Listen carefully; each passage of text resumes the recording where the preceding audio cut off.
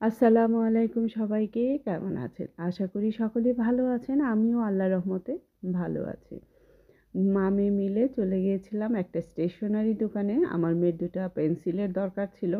যেহেতু সে আর্ট নিয়ে পড়ছে, তার আজকে পেন্সিল, কালকে রাবার, কালকে আবার দেখা যায় যে ওদের আর্ট পেপারগুলি এইগুলি লাগে।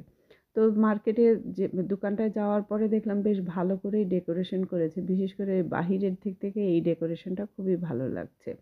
যেহেতু ক্রিসমাস সামনে চলে এসেছে, নভেম্বর মাস, সামনের মাসেই ক্রিসমাস। কিন্তু এইখানে তো নভেম্বর থেকেই শুরু হয়ে যায় তাদের ডেকোরেশন। তো যেতে, যেতে আপনাদের সঙ্গে কথা বলছি আর করছি। দোকানের কাজ শেষ, বাসায় ফিরবে না। বলছে যে বাসায় যেতে ইচ্ছে করছে না, চলো যাই অন্য কোথাও যাই। তো কোথায় যাবো? চলো যাই একটু সুপার মার্কেট থেকে, কমার্শিয়াল মার্কেট থেকে ঘুরে আসি বাসার সামনে থেকে। যেতে, যেতে এই যে বাসাটা দূর থেকে আগে দেখাতাম আপনাদেরকে। এই জায়গাটা কিন্তু গাছগুলি এখন পাতা সব ঝরে গিয়েছে। দেখলে মনে হবে মরে গিয়েছে। আসলে মরেনি। এটা আপাতত পাতা ঝরা অবস্থায় আছে। আবার গরম আসলে পুরা বাসাটা সবুজ হয়ে যাবে।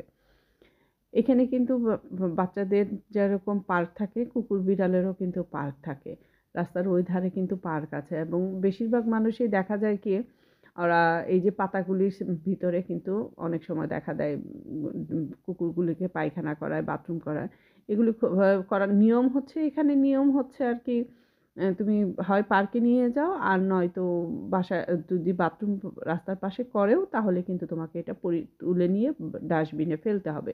কিন্তু নিয়মের ভিতরেও অনিয়মকারী কিছু মানুষ থাকে না আমাদের সমাজে? ওরকমও এইখানেও আছে। আমার মেয়ে লোভ সামলাতে পারেনি এই শুকনো পাতাগুলি দেখে। পিছন থেকে এক ভদ্রলোক এসে বলল, "এগুলির ভিতরে কিন্তু আ ডগি বাথরুম থাকতে পারে।" এইজন্য সে একটু তাড়াতাড়ি করে সরে গেল। এই জায়গাটা দেখে খুব অবাক হলাম। বিশেষ করে এই গেটটা খোলা দেখে। কারণ আমি যতদিন পর্যন্ত এই এলাকায় এসেছি, দেখতাম এই জায়গাটা না সবসময় তালাবদ্ধ, মানে একদম পোড়াবাড়ির মতো পড়ে ছিল। আমার বাসার আশেপাশে অনেক জায়গা ছিল এরকম, দেখতাম বছরের পর বছর ধরে বন্ধ, তালাবন্ধ, মেইন গেটে পোড়াবাড়ির মতো পড়ে আছে। তো এইবার দেখলাম এই জায়গাটা খোলা, পরিষ্কার করে ফেলছে। অনেক বড় এরিয়া। মেবি এখানে একটা কমার্শিয়াল মার্কেট হবে। হলে তো ভালোই হয়। কারণ আমাদের এই সাইডে একদম মার্কেটের অভাব আছে। শুধুমাত্র এই একটা কমার্শিয়াল মার্কেট এইখানেই যা। আশেপাশে যে কয়টা ছোট, ছোট দোকান আছে সেগুলির মধ্যে আসলে ওইভাবে ঢোকা যায় না। এই তো কথা বলতে, বলতে বাসার সামনে যে কমার্শিয়াল মার্কেটটা আছে ওইটাতে চলে এসেছি। আমার মেয়ের এই প্যান্টটা নাকি তার পছন্দ হয়েছে। ৮ টা পকেট। এই প্যান্টে ৮ টা পকেট।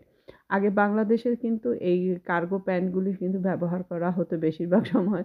ব্যবহার করতো হলো গিয়ে যারা ইলেকট্রনিক কাজ করে, ওদের জন্য, ওদের জিনিসপত্র রাখতে কাজের সুবিধার জন্য ব্যবহার করতো। কিন্তু বর্তমানে ফ্যাশন হয়ে গেছে।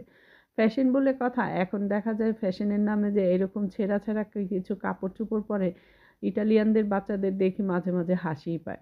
আরে ভাই, কিনবি তো কিনবি, টাকা দিয়ে ছেঁড়া কাপড়-চোপড় কেন কিনবি? ফ্যাশনের নামে এগুলিই চলে অনেক সময়। বিশেষ করে সামার আসলে।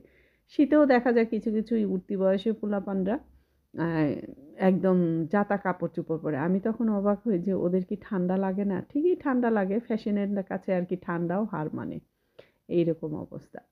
এই তো এখন আমরা উপরের যে দোকানটা ছিল সেটা ঘুরে ঘাড়ে দেখলাম। দেখে এখন নিচের দিকে চলে যাচ্ছি। কেনার কিছু নেই, কোনো প্রয়োজন নেই।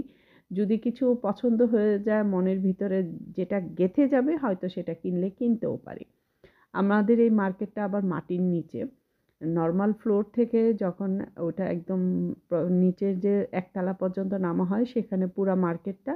এরপর আবার গ্যারেজ মানে পার্কিং প্লেসটা সেটা আরও এক ধাপ নিচে। মানে মাটির নিচে ২য় তলা আরকি। ২ টা তলা আছে। এই তো ঘুরছি, ঘুরছি দেখছি। কারণ এইখানে তো বললাম না, মার্কেটগুলি, বাসাগুলি যে যেখানেই থাকবে। আর যেহেতু ক্রিসমাস ডে মানেই কিন্তু ওদের লাল এবং সাদা এই ২ টা কালার, এই ২ কালারের কম্বিনেশন ড্রেস তো থাকবেই। এছাড়া বছরের এই সময়টায় ওরা বেশ নতুন, নতুন কালেকশন বের করে। যেমন আমাদের বাংলাদেশে ২ টা ঈদের সময় বিভিন্ন ধরনের কালেকশন থাকে। এইখানেও তাই। তবে এখানে সামারে এক ধরনের কালেকশন থাকে, শীতের সময়। আর এই যে ব্যাগগুলি দেখছিলাম, বেশ ভালোই আছে। আমার কাছে পছন্দ হয়েছে। তবে বোঝা যাচ্ছে এ বছরের ফ্যাশন কালেকশনের মধ্যে কালো কালারটা খুব প্রাধান্য পেয়েছে। বেশ ভালো, ভালো সুন্দর দেখতে যে কালো, কালো কালো রঙের ড্রেসগুলি, ব্যাগগুলি, জুতা তো কালো থাকবেই, এটা তো সারা বছরে। কিন্তু এখনের উঠতি বয়সের বাচ্চাদেরও দেখলাম ট্রেন্ড হয়ে গেছে কালো পরার।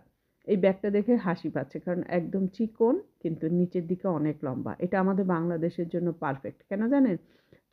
চুল যদি হাত ঢুকিয়ে নিতেও চায়, পাবে না। অবশ্য ব্লেড দিয়ে যদি কেটে ফেলে সেটার হিসাব আলাদা। এবার আমি গতবার যখন বাংলাদেশে গিয়েছিলাম একটা ব্যাগ ব্যবহার করেছি। সেটা এরকম চিকন কিন্তু লম্বা, একদম অনেকখানি লম্বা ছিল, বেলটা ছোট ছিল। ব্যবহার করে আমি অন্ততপক্ষে আরাম পেয়েছি। বেশ ভালোই জিনিসপত্র ধরতো, মার্কেটে গেলেও এই ব্যাগটা আমার খুব পছন্দ হয়েছে। কিন্তু ব্যাগটার সমস্যা ছিল, ব্যাগটার চেইন ছিল না, বোতাম ছিল। টিপ বোতামের মতো যে থাকে, এই যে ম্যাগনেটের, এইগুলি আমার কাছে আবার এই ম্যাগনেটের বোতামগুলি বেশি পছন্দ হয় না। কারণ বেশিরভাগ সময় ওই বোতামের ওই জায়গাটা না ছিঁড়ে যায়, বোতামটা এক সাইড থেকে খুলে যায়। এইজন্য আমার কাছে ভালো লাগে না। এই তো দেখছিলাম ২ মায়-বেটি মিলে জিনিসপত্রগুলি দেখতে ভালোই লাগছিল।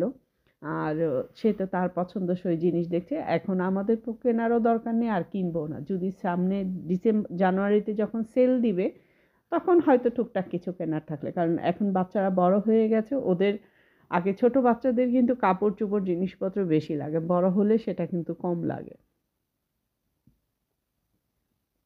এইজন্য আর কেনাকাটা ওইভাবে করবও না। আর তবু টাইম পাস, মেয়ে যেতে চেয়েছে যে চলো যাই ঘুরে আসি। মার্কেটগুলি ঘুরছিলাম আর দেখছিলাম। এই ব্যাগগুলি আমার কাছে খুব পছন্দ হয়েছে। ওই যে বাচ্চারা যখন জামার সঙ্গে ম্যাচিং করে এই ব্যাগগুলি নেয়, দেখতে খুবই ভালো লাগে। একদম কুটুস, কুটুস লাগে আমার কাছে। এই তো আর এই যে এই লাগেজগুলিও দেখতে খুবই ভালো লাগছিল হ্যালো কিটির। আমার মেয়েরা এখন বড় হয়ে গিয়েছে, তাই এখন তারা এগুলি ব্যবহার করবে না। কারণ তাদের এখন রুচি চেঞ্জ হয়েছে। আর এই কালার, বাবা! কালার তো প্রশ্নের, ছোটটা অবশ্য পছন্দ করবে। ছোট মেয়ে, বড় মেয়ে তো কালার পছন্দ হয়নি। কারণ সে এখন ব্ল্যাকের দিকে বেশি মনোযোগী। তো এই তো বাসায় চলে এসেছি। কার কাছে কেমন লেগেছে আমার আজকের ভিডিওটি কমেন্ট করে জানাবেন। ভালো থাকবেন সবাই আর এভাবেই আমার পাশে থাকবেন। আজকের আকাশটা কিন্তু চমৎকার লাগছিল। একদম অন্ধকার আর এই যে সূর্যের যে আভাটা সেটা রয়ে গেছে। তাই আপনাদের সঙ্গে শেয়ার না করে পারলাম না। আল্লাহ হাফেজ সবাইকে, ভালো থাকবেন।